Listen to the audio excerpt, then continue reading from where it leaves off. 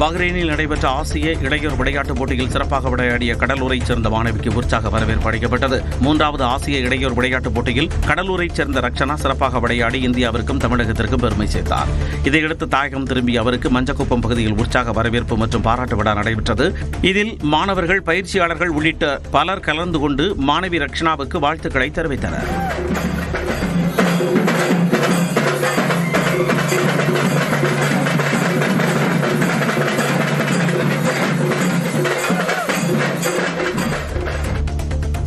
பஹ்ரைனில் நடந்த ஆசிய இளையோர் தடகள போட்டியில் 2 வெள்ளிப்பதக்கம் வென்ற நெல்லை மாணவிக்கு மேளதாளங்கள் முழங்க உற்சாக வரவேற்பு அளிக்கப்பட்டது. பஹ்ரைன் நாட்டின் மனாமா நகரில் நடைபெற்ற ஆசிய இளையோர் விளையாட்டுப் போட்டியில் தடகள போட்டியில் 400 மீட்டர் ஓட்டத்தில் இந்தியா சார்பில் பங்கேற்ற நெல்லையைச் சேர்ந்த மாணவி எட்வினா ஜேசன் வெள்ளிப்பதக்கம் வென்றார். அதேபோல ரிலே போட்டியிலும் கலந்து கொண்டு இந்திய அணிக்கு வெள்ளிப்பதக்கத்தை பெற்றுத் தந்தார். இந்நிலையில் எட்வினா ஜேசனின் சொந்த ஊரான நெல்லையில் அவருக்கு பயிற்சி அளித்த நாரணமாள்புரம் விளையாட்டுக் கழகம் சார்பிலும் பல்வேறு கட்சிகள் சார்பிலும் மேளதாளத்துடன் உற்சாக வரவேற்பு அளிக்கப்பட்டது. அப்போது பாஜக விளையாட்டு பிரிவு மாநில தலைவர் நயினார் பாலாஜி மாணவிக்கு 50,000 ரூபாயும் அவரது பயிற்சியாளருக்கு 50,000 ரூபாயும் வழங்கினார்.